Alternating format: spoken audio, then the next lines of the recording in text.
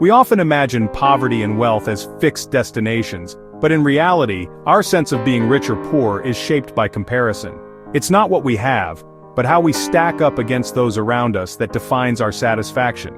Even with comforts our ancestors could never dream of, we feel lacking if our peers seem to have more. The definition of poverty has shifted, from survival to the absence of what society now considers essential. Today, missing out on things like a smartphone or a school trip can feel like deprivation. Rising prosperity doesn't guarantee happiness, it just raises expectations. Luxuries become necessities, and the ladder of success keeps growing taller.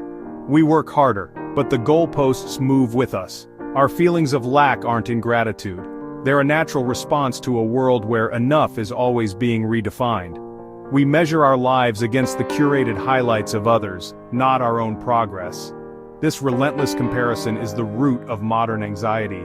The more we look sideways, the poorer we feel no matter how much we actually have. True contentment remains elusive in a world obsessed with keeping up.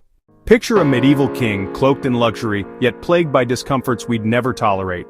Toothaches meant agony infections could be fatal, and his grand halls were cold and dim. Now, consider an average person today: instant pain relief, climate control, fresh food year-round. We live with comforts that would have been unimaginable riches to any king. Yet we rarely notice our privilege. Instead, we compare ourselves to neighbors or celebrities, not to history. Our extraordinary gains have become invisible, the baseline of normal. We are kings in comfort, but feel like paupers in status. The only measure that seems to matter is how we rank against those just ahead.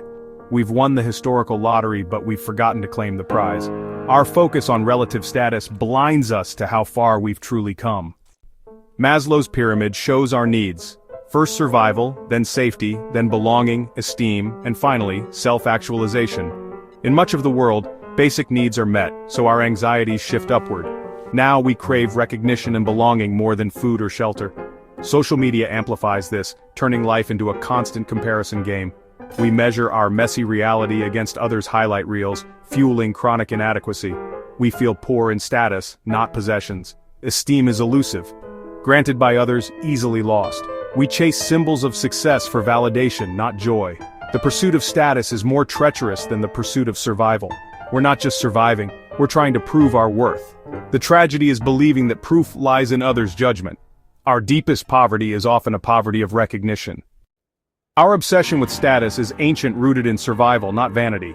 In early tribes, status meant access to food, safety, and mates. Our brains evolved to be hyper-aware of our social rank. The anxiety we feel when others succeed is a survival instinct, not a character flaw. Even in abundance, the urge to compete remains. Status is a zero-sum game. For someone to rise, another must fall. We chase money for the security and admiration it promises, but the satisfaction is fleeting. The bar keeps rising, the competition never ends. We're running on an evolutionary treadmill with no off switch. Our modern struggles are echoes of ancient instincts. Despite unprecedented wealth and comfort, we're haunted by the sense of not having or being enough. Absolute poverty is rare.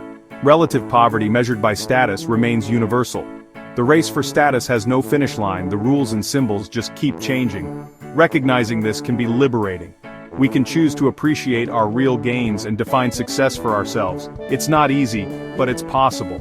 The endless chase for status brings both achievement and suffering.